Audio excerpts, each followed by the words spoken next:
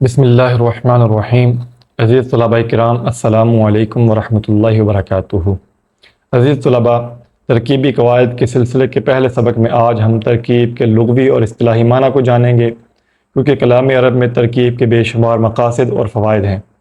ترکیب کے ذریعے ہی کلام کے مفید اور غیر مفید ہونے کی پہچان ہوتی ہے۔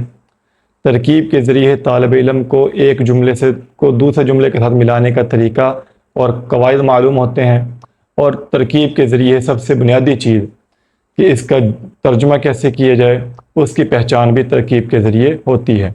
اس کے علاوہ ہم یہ جانیں گے کہ قدیم نحویوں کے نزدیک ترکیب کے لیے کون سی اصطلاح استعمال ہوتی تھی۔ سب سے پہلے ہم یہ جانتے ہیں کہ ترکیب کا لغوی معنی کیا ہے۔ ترکیب باب تفعیل کا مصدر ہے، جس کا مادہ ہے را کاف با، رکب یرکب ترکیبا۔ اس کا لغوی معنی ہے وضع الشیء علی الشیء، یعنی ایک چیز کو دوسری چیز کے اوپر رکھنا۔ اسی مادہ سے کلام عرب میں ایک جملہ بولا جاتا ہے، ایک محاورہ بولا جاتا ہے، تراکب السحاب، یعنی یہ کلام عرب میں اہل عرب اس وقت یہ جملہ بولتے تھے جب آسمان میں بادل جمع ہو جائیں تو کہتے تھے تراکب السحاب، کہ بادل ایک دوسرے کے اوپر جمع ہو گئے۔ اصطلاحی تعریف کی بات کریں تو عموماً ہمارے جامعات میں اور درس کتب کے تحت جو تعریف ذکر کی جاتی ہے وہ یہ ہے کہ ایک جملے کے اجزاء کو جدا جدا کرنا اور پھر ان کے درمیان باہمی تعلق کو جاننے کا نام ترکیب ہے۔ اسی طرح امام سیبوی علیہ الرحمہ نے جو تعریف ذکر کی وہ یہ ہے کہ دو یا دو سے زائد الفاظ کا، کم از کم دو الفاظ ہوں، اس سے زیادہ جتنے بھی الفاظ ہوں، دو یا دو سے زائد الفاظ کا کسی معنوی تعلق کی بنیاد پر اکٹھا ہونے کا نام ترکیب ہے۔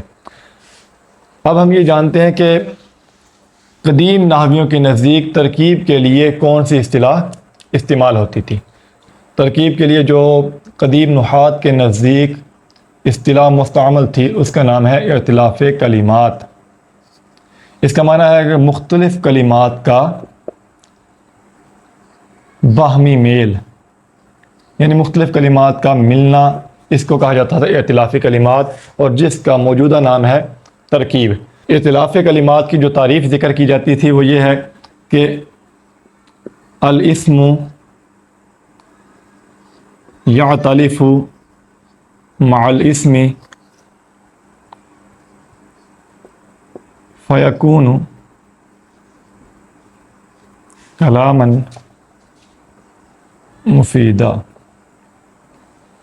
اسم کے ساتھ تعلق ایسا تعلق ہے کہ وہ کلام مفید بنے، جس سے جو معنی ہے وہ واضح، مقصود واضح ہو جائے۔ اسی طرح الاسم یعتلف مع الفعل، کہ فعل کا اسم کے ساتھ تعلق ایسا تعلق ہو کہ جس سے کلام مفید واضح ہو۔ جیسے اس کی مثال سمجھتے ہیں، عمر اخو کا، اسی طرح